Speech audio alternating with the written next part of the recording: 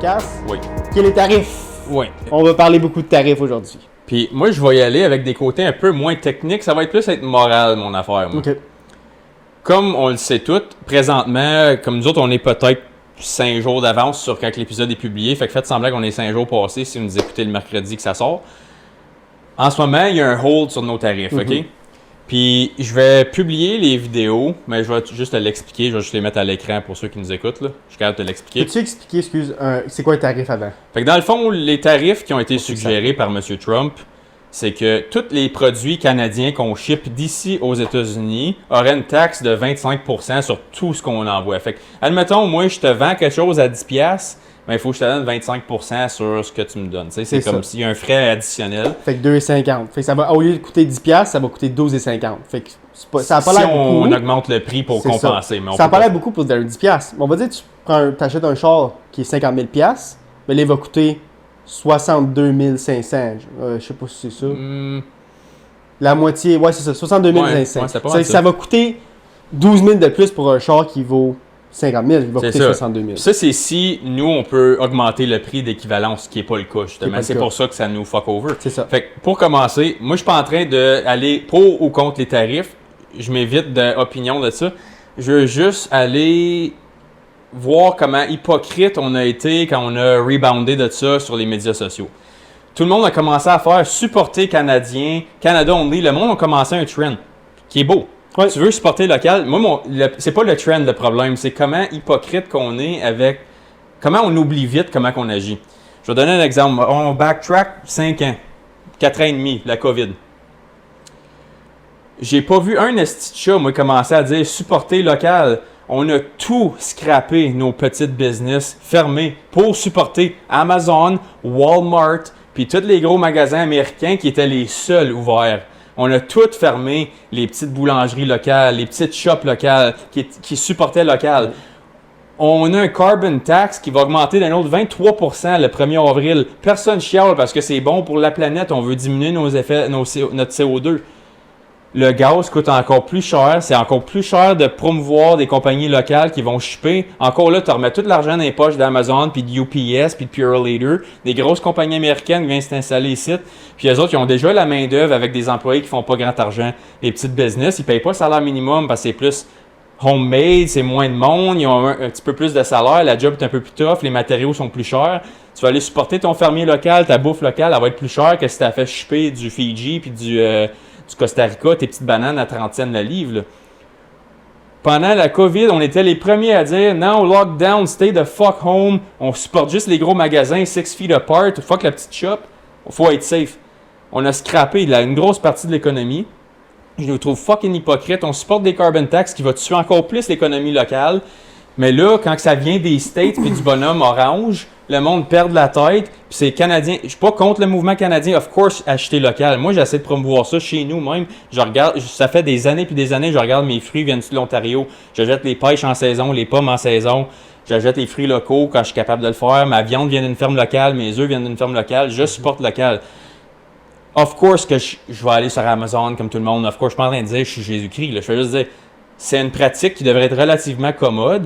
Mais là, quand ça vient d'un ennemi, parce que le bonhomme il est détesté par le 3/4 de la population, là, il faut embarquer sur nos chevaux pour faire Canada Only. Moi, je nous trouve hypocrite un peu. Je vais défendre un peu le Canada. Je suis un peu d'accord avec toi. Je trouve que c'est un peu hypocrite de notre part parce qu'on a craché sur le local tellement longtemps durant le COVID et tout. Mais je vais faire l'avocat du diable et dire que en 2020, tout le monde avait peur. Personne ne savait ce qui se passait. Tout le monde était avec les deux mains en avant des yeux. Personne ne savait ce qui était pour arriver le lendemain. Fait que je comprends le monde qui voulait se protéger puis dire « OK, non, on va commander tout, puis fuck that, puis on va rester chez nous, puis je ne prendrai pas la chance. » Je peux comprendre un certain moment. Ce qui vient emphaser, c'est un mot emphaser? Mettre de l'emphase. Ouais. Mettre de l'emphase sur mon opinion là-dessus, c'est que là, c'est une attaque personnelle. Trump a littéralement regardé son meilleur ami, le plus... Il n'y a pas deux pays qui ont la plus belle relation que le Canada et les États-Unis. Il n'y a pas deux pays qui s'entendent aussi bien que ça. Puis tu t'en vas de bord, puis tu craches d'en face à 40 millions de personnes. Of course. C'est une attaque personnelle. Il a fait délibérément mis des bâtons dans les roues à notre gouvernement, à tout le monde qui habite ici, puis dire notre relation qu'on avait, l'amitié, ça vaut absolument rien à mes yeux. Tout ce qui compte à mes yeux, c'est l'argent. Puis, je peux comprendre Trump, qu'est-ce qu'il fait. À un certain niveau, il veut protéger l'Amérique, il veut protéger son pays, il veut que le pays soit plus riche, il veut enrichir tout le monde qui habite aux États-Unis. Je peux comprendre à un certain point. Mais là, de te virer de bord, puis tu peux le faire à la Chine. Chose puis tu peux le faire à la Chine. Puis tu peux le faire au Mexique. Parce qu'il y a tellement d'immigrants illégaux qui rentrent, tellement de drogues qui rentrent, que là, tu peux avoir une raison pourquoi tu fais ça avec tes amis du bas. Que je peux comprendre. Tu veux protéger des citoyens. Il y a tellement de monde qui rentrait illégalement que c'était un vrai problème. Puis Trump avait dit au Mexique, si vous n'arrangez pas le problème, moi, vous mettez des tarifs.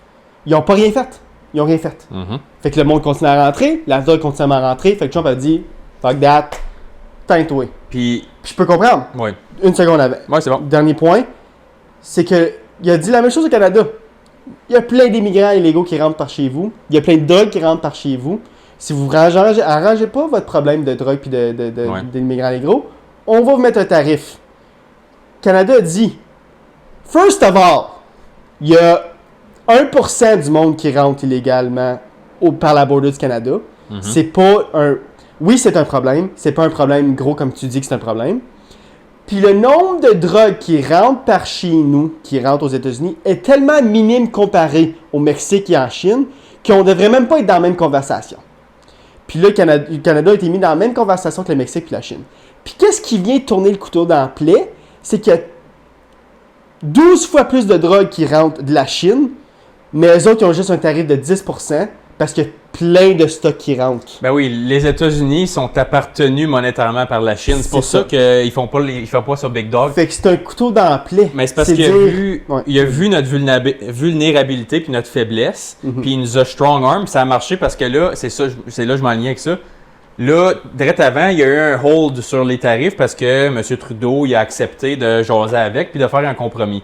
Puis ça, c'est une vidéo que je vais mettre à l'écran et je vais te l'expliquer. Tu n'as même pas besoin de le voir, c'est plate au bout, mais je vais le mettre on hold pour ceux qui nous écoutent. How many, to the RCMP, how many people do you estimate are involved in the production and distribution of fentanyl in Canada? Do you have like a ballpark estimate? Is it 1,000 people? Is it 10,000 people?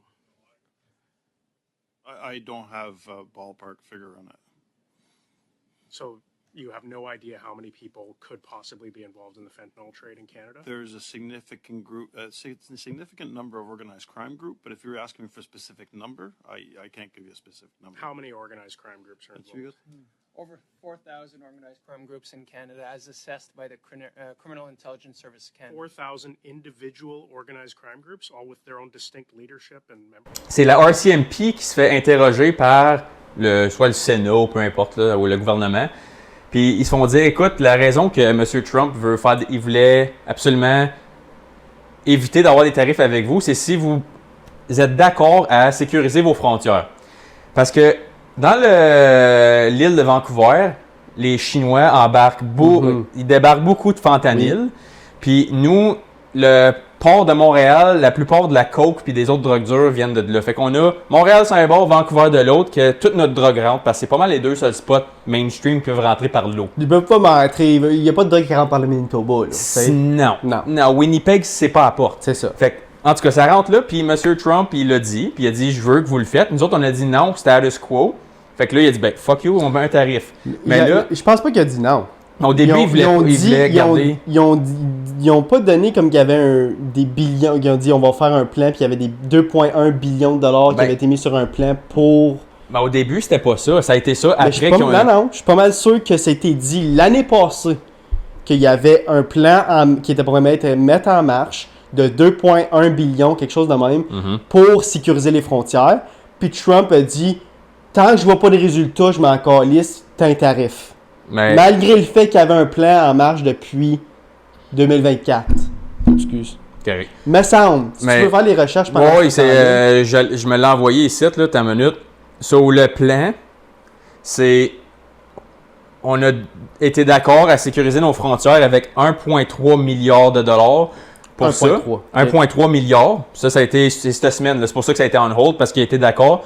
Et envoyé près de 10 000 agents comme les Américains aux frontières. Fait que ça a été confirmé. C'est fait. Le plan d'attaque a été fait par le Canada. En plus d'un 200 millions additionnels pour la crise de fentanyl. Ouais. Fait que 1,5 milliard total. Trump, il voulait que ce soit officiel, right here, right now, puis on l'a fait, là on est vendredi, ça a dû être fait mercredi soir, je pense. C'est vraiment récent pour nous autres. Fait que ça, c'est une affaire. Mais là, la GRC, justement, elle se fait questionner parce qu'on disait, non, on n'a pas le problème de drogue que vous dites qu'on a. Fait que là, on a demandé ils ont demandé à la GRC des détails additionnels. Je vais te demander avant, eux autres vont le voir avant toi, là. Je veux que tu guesses combien de gangs de drogue qui est confirmé par la GRC qui rentrent des drogues au pays, au Canada. Qu'est-ce que tu veux dire des gangs de drogue? Combien de drogues distinctes, comme de différentes gangs, qu'il y a qui smuggle des drogues au Canada? Ah, yo. Devine. Fucking Un guess, beaucoup. combien de gangs? Yo. 100? 4000 Ah, yo. confirmés. Puis le gars, il fait sûr de le faire confirmer. Il dit, tu me dis qu'il y a 4000 gangs avec plus qu'une personne qui ont des leaders et des membres distincts. Fait que pas un qui fait 3 gangs à la shot, là. Ils sont différentes, chacune. Il dit, ouais, on a minimum 4000 gangs confirmés par nos intelligences. Pour un petit pays à 40 millions, là, on a pas mal plus de gangs de rue qu'on pense. Ils sont juste mieux cachés, I guess, qu'aux States, parce qu'aux States, c'est tellement connu, tu sais, les Bloods, les Crips, tout ça. Il y en a au Canada, obviously, mais comme c'est pas une conversation de l'heure comme à Compton, LA, Ouais, New mais York. combien du 4000 viennent des États-Unis? Sûrement beaucoup, là. Sûrement. Sûrement, il y a je suis sûr là, que beaucoup du 4000 qui proviennent des États-Unis puis qui vont chercher les drogues au Canada puis ils rentrent aux États-Unis. C'est très possible. Est-ce que ça serait... Moi, personnellement, si j'aurais été comme... Si je déciderais, ça serait quelle sorte de gang? Ça serait un gang américain, pas un gang canadien. Si tu viens chercher nos drogues dans notre pays puis les ramener chez vous, c'est ton problème. Tu le fais, tu rapportes les drogues dans ton propre pays. Moi, je pense que ça va pas... Anyways, 4000, c'est beaucoup. Pour un pays qui est juste 40 millions, Ouais. je suis sûr que 4000, c'est beaucoup. Ça change pas le fait, moi, personnellement, que tu poignardes un de tes meilleurs amis. Ouais. Parce que là, le Canada servait de bord et dit... First of all, le Canada a répondu puis a dit ils ont mis les mêmes tarifs que l'Amérique puis que ça va coûter plus cher aux Américains at the end of the day parce que on met un 25% de tarif sur 365 millions puis eux autres mettent un 25% de tarif sur 40 millions de personnes. Il y a une différence entre les deux. Il y a une esti différence entre les deux. Là.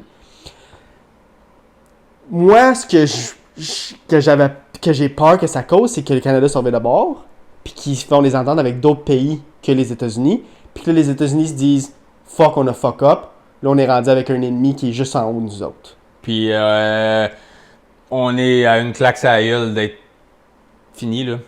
Comme c'est ça l'affaire, c'est que... L'affaire que je peux comprendre le monde qui est 40 millions veut... Comme, si l'armée américaine débarque au Canada, on est fait. Moi, il n'y a pas de... Je m'excuse, là, malgré le fait qu'on est des Canadiens forts, puis qu'on est... Il n'y a rien qu'on peut faire contre l'armée américaine. Il n'y a pas d'argument. Il n'y a aucun argument. Ils ont toutes les bombes nécessaires. Ils ont la Navy est la meilleure au monde.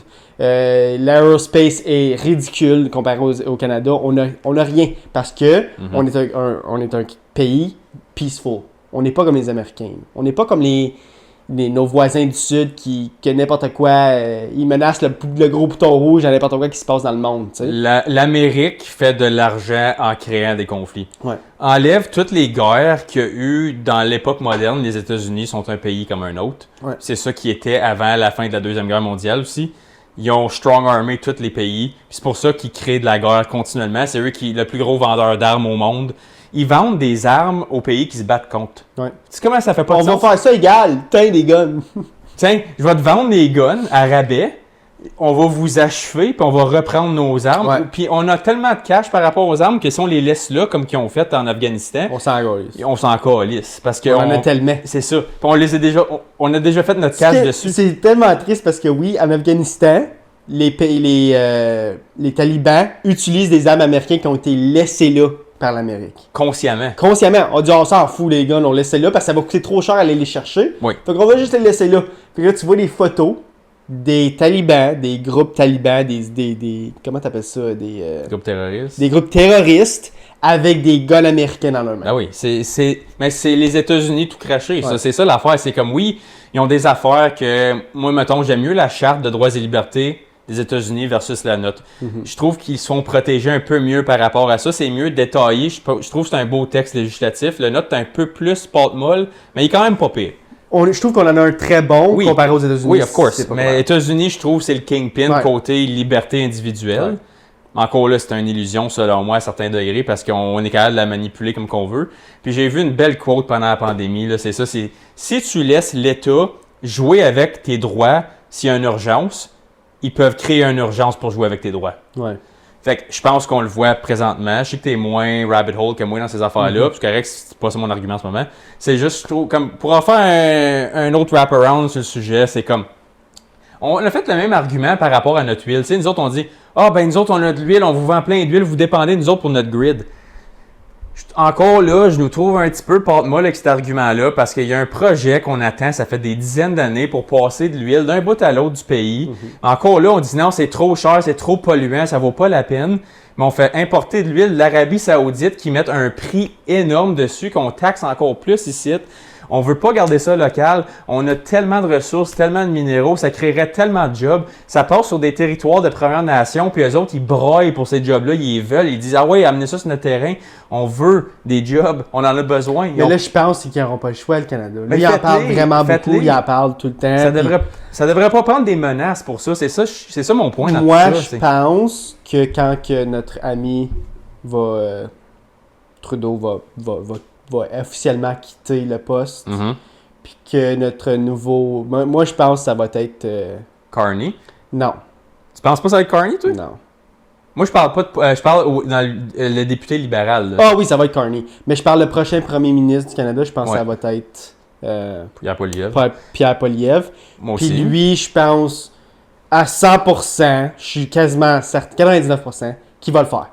Il attend juste d'être en pouvoir pour le De faire. faire la pipeline qui va d'un bout à Moi, l'autre. je pense que oui. Il en a reparlé encore quand que Trump il a mis les tarifs. Il a dit, genre, qu'est-ce qu'on attend pour faire ça? Il a dit, le Canada est l'un des pays qui pourrait se sustain le plus. On va dire qu'il y a une troisième guerre mondiale, puis chaque pays est livré à eux autres mêmes. Le Canada a aucune excuse pourquoi qu'on ne serait pas le dernier survivant, le dernier pays survivant, parce qu'on a tout pour survivre. La bouffe, l'huile, l'eau, l'électricité, tous les minéraux qu'on a besoin sont... On les a tous. On pourrait survivre sans aller chercher à rien de d'autres pays. Ouais. Puis la seule raison pourquoi on le fait pas, c'est parce qu'on est en attente avec... On est en accord, Ouais. on est en entente avec tous les pays qui nous entourent. Ouais. Mais c'est justement, on a dit oui à trop. L'affaire que je pense, c'est le Canada a peur des États-Unis. Ça, on a peur de mettre les États-Unis à dos. Avec raison. Avec raison, obviously. Oui. Mais qu'est-ce que j'aime des Canadiens, que toi, je sais que ça vient te chercher parce que on n'a pas protégé nos commerces locaux pendant la COVID et tout, c'est que là, le monde se revient de bord, les Canadiens, puis disent « Fuck you, on n'achète plus rien de votre... » Malgré le fait que Trump il a mis une attente sur le 30 jours, puis que moi, je pense personnellement, les tarifs vont... Non, il n'y en aura pas. Il n'y en aura pas. Non, il n'y en aura pas. Moi, je pense qu'il n'y en aura pas dans le 30 jours, parce que Trump a mis une pause sur le 30 jours. Après 30 jours, il va dire on les enlève. Vous avez fait le plan qu'on voulait. Ah oui. C'est correct. C'était ça le plan all along. Malgré le fait qu'il va changer et qu'il n'y aura pas de tarif, les Canadiens vont s'en souvenir de ça. Ils ne voudront plus être dépendants des États-Unis. Ils ne voudront plus être dépendants d'aucun autre pays. Puis là, on va se réveiller, on va s'en souvenir. On n'achète plus locaux. On achète juste locaux, on n'achète plus des Américains. Je suis allé faire mon épicerie hier. Puis tu peux voir la différence. Tu peux voir il y a des affaires qui manquent plus, qui viennent des produits canadiens. Il y a des produits mexicains qui prient over les produits américains. Tu le vois ça n'a pas pris de temps avec le monde se tienne. Puis je pense que une affaire qui est bonne au Canada, c'est que on a un orgueil. On a un orgueil, puis on est capable de se battre. Puis je sais que même si on va dire qu'il y a une guerre entre les États-Unis et les Canadiens vont mourir à se défendre. Moi, je sais que je connais la plupart des Canadiens et la plupart des hommes qui m'entourent. On va mourir pour protéger notre pays, malgré le fait que même si on sait qu'on va perdre. On le sait qu'on va perdre, puis I'll die trying anyways. Genre. Puis je sais que le Canadien, même après tout ça, puis que les tarifs sont enlevés, on va se tenir pareil, puis on va toujours s'en souvenir de ça. Puis je pense que c'est un gros turning point pour le Canada. Ben, j'espère qu'on est capable de tourner en positif. Comme je dis, je vais me répéter encore, utilisez vos ressources à l'interne. Puis, tu sais, je m'en allais faire cette transition-là quand tu as parlé de mec Trudeau parte. Comme je disais, c'est Carney, le prochain qui va rentrer libéral. Aucune chance, c'est quelqu'un d'autre qui rentre selon moi. Mais ce gars-là, en ce moment, il parle beaucoup de net zero puis utiliser nos ressources pour faire augmenter l'énergie verte, tout ça. Ce gars-là, ben, il y a du monde qui ont fait des recherches sur lui, sa compagnie. Ce gars, c'est un gros businessman, il fait bien de l'argent. T'as vu, je sais pas si tu as vu sa firme qui investit dans l'huile, je pense que c'est du Nigeria, je me trompe pas. De l'huile qui vient de l'Afrique. Fait que je suis pas mal sûr que c'est Nigeria, je vais la mettre à l'écran, les photos. Moi, j'ai toutes mes reçus, là, c'est juste ça me tente pas de te les montrer en ce moment, mais je les ai toutes. Je m'en rappelais par cœur. Non, mais j'ai vu une couple de... c'est comme, c'est pour ça que je dis, on a de l'orgueil, mais on a la mémoire courte en même temps aussi, parce que c'est... On se fait piler ses pieds constamment parce que le fait qu'on est un des pays qui a le plus de ressources au monde, puis que notre pièce elle vaut tant pas que ça, puis qu'on est tellement pas capable de se gérer en tant que pays qu'il n'y a pas tant de monde que ça ici, je trouve qu'il est temps qu'on mette nos culottes, puis qu'on les attache bien comme il faut, puis ta ceinture, tu manques pas le bon trou parce que tu as tous les signes d'être self-sustainable. Si c'est un bonhomme qui fait un call à la TV, puis ton pays il chie dans ses shorts, vite de même, tu devrais te poser des questions.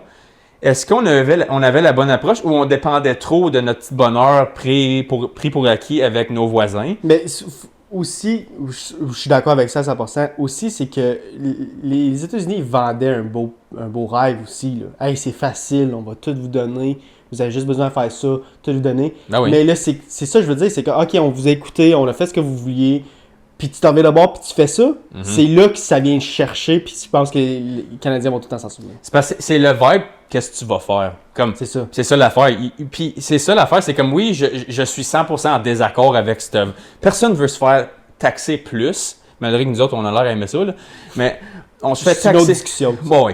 Mais on braille puis ça, puis c'est comme, ben Chris, il sait que tu peux rien faire. C'est ça l'affaire, puis c'est ça l'affaire. Tu dis tout le temps, mais je pense pas qu'on peut rien faire. Je pense que on peut faire quelque chose qui va nous faire mal aussi. L'affaire, c'est que on est l'un des plus gros pays qui exportent aux États-Unis. Okay? Oui. Mais c'est seulement 2,1% de leur GDP. Oui. 2,1% de leur économie. Ça va faire mal, mais ils vont survivre, les Américains. Très bien, probablement, oui. Nous autres, c'est genre 30%. Oui. 24 points que je pense. Ouais, j'ai vu. C'est dans entre 20 et 30. Ouais. Qui est beaucoup, puis qui nous ferait vraiment mal, mais que je pense que le Canada serait prêt à souffrir pour prouver un point. Parce que je serais curieux de savoir combien d'employés canadiens qui travaillent pour des firmes américaines. Exemple, Amazon, McDonald's, Walmart, Burger King, Wendy's, UPS, Purolator, DHL. C'est du monde en tabarnak. Fait que si ces compagnies-là, demain matin, ils veulent nous strong arm, là, on a du monde dans la rue, puis pas rien qu'un peu. Mais ça arrivera jamais parce que Walmart perdrait trop d'argent. Non, on va dire Walmart ou McDo, les compagnies américaines, même si Trump dit « OK, vous avez plus le droit d'être au... » Ils vont dire « Ben non, tu peux pas faire ça, c'est des milliards de dollars. » Oui, 100%. Ouais. Mais admettons que ça ferait plus mal à nous autres qu'eux autres, encore une fois. C'est sûr et certain. C'est 100% certain. Je pense qu'il faut... C'est parce que c'est ça qui est bon des States, c'est que il y a le côté liberté, free market, tout ça attire des bonnes idées qu'il n'y a nulle part ailleurs dans le monde, justement, comme les compagnies que je viens de nommer. Il y a juste les States qui font ça. Puis ça crée de la job, of course. Ça crée beaucoup de pauvreté parce que c'est tous des jobs qui ne payent pas beaucoup, tout ça, je viens de dire là. Mais ils génèrent tellement d'argent et sont institutionnalisés partout à travers le monde. Puis ça, c'est un problème que le fait que tu payes, mettons, 6$ pour ton burger au McDo versus 20$ ta place locale qui fait du bœuf qui est comme sans hormones, qui a été fait local, tout ça. Je peux comprendre pourquoi que le monde pauvre va à l'autre place. C'est ça l'affaire. Pourquoi ça coûte 20$? Moi, c'est si on serait un pays sustainable, qui n'aurait pas besoin d'aucun personne en tout, le burger coûterait pas 20$. Mais c'est parce qu'on se supporte pas assez ici. C'est ça l'argument que je voulais faire dans tout ça. Il n'y a pas assez de viande, il n'y a pas assez de personnes qui produisent de la viande qui bio, whatever. C'est parce qu'on l'encourage pas. On l'encourage pas. Fait que c'est pour ça que ça coûte cher. Ouais. Si on enlève les taxes, comme tu dis, puis on les met dans d'autres choses qu'on a besoin au pays, comme l'infrastructure pour l'huile, comme tu as dit, pour le gaz, puis tout. Je comprends pas pourquoi qu'on le fait juste pas. Oui, parce que. Puis ça, c'est une autre Oui, affaire. ça va nous coûter. L'affaire, c'est que oui, excuse. C'est correct. Oui, je pense que ça va nous coûter cher, comme off the bat. Oui, je pense que l'économie va crasher un petit. Comme l'économie, il faut qu'il crash un petit peu avant de remonter. Ouais, c'est le Quand même avec ça tout part, investissement, right? c'est tout investissement. C'est comme quand. C'est comme Trump a fait, c'est un investissement qu'il a fait. Là. Il dit oui, ça va vous coûter plus cher aux Américains. Il a dit oui, ça va coûter plus cher toutes les choses qui rentrent au Canada. Le gaz va coûter plus cher, mais c'est une bonne chose à long terme parce qu'on n'aura plus besoin d'eux autres.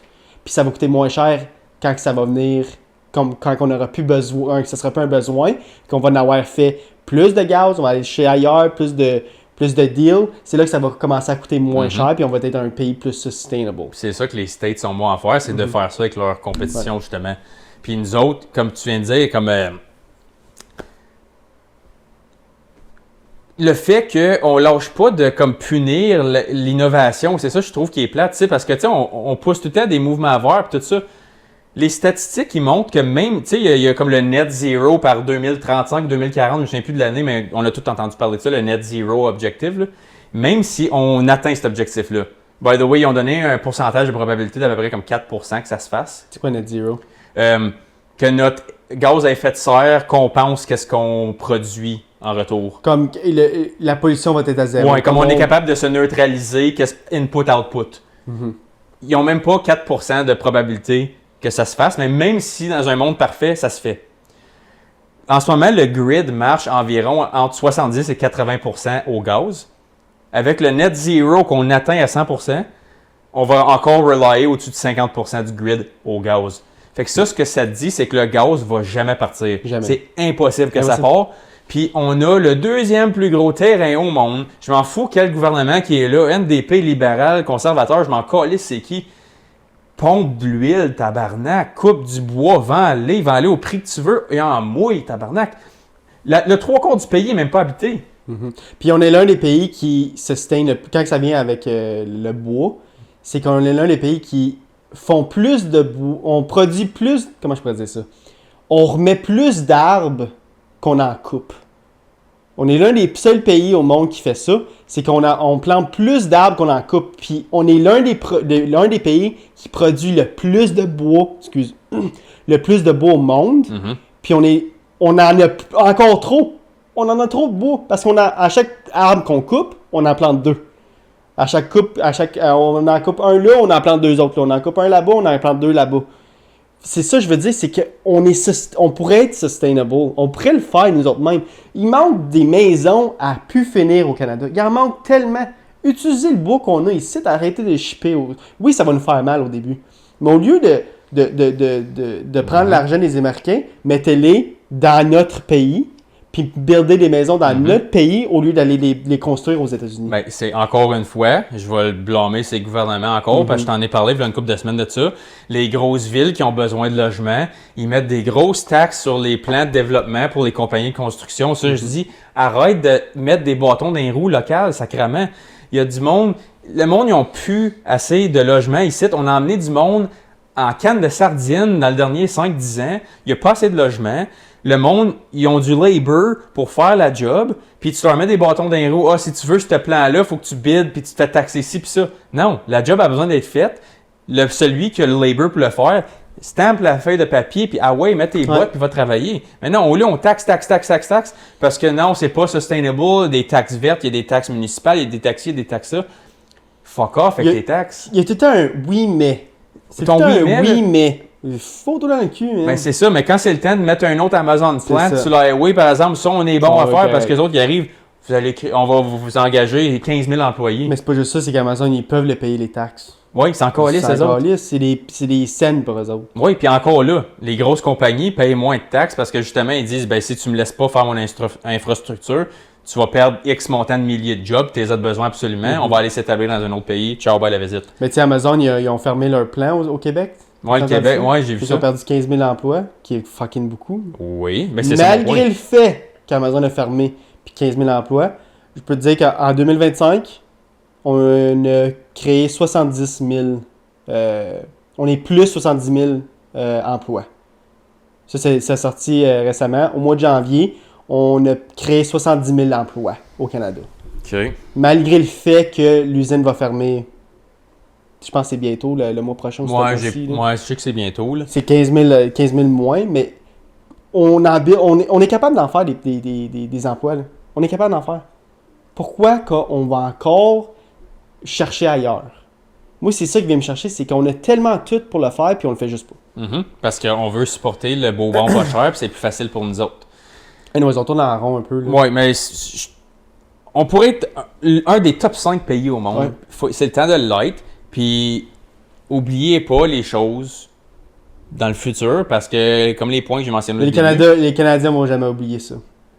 Ils ont l'orgueil. Je veux te croire. Ouais. Non, moi, je te le dis. Je veux te croire.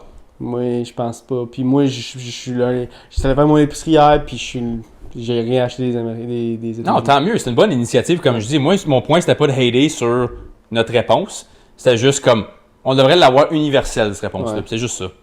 Mais il va y avoir des changements.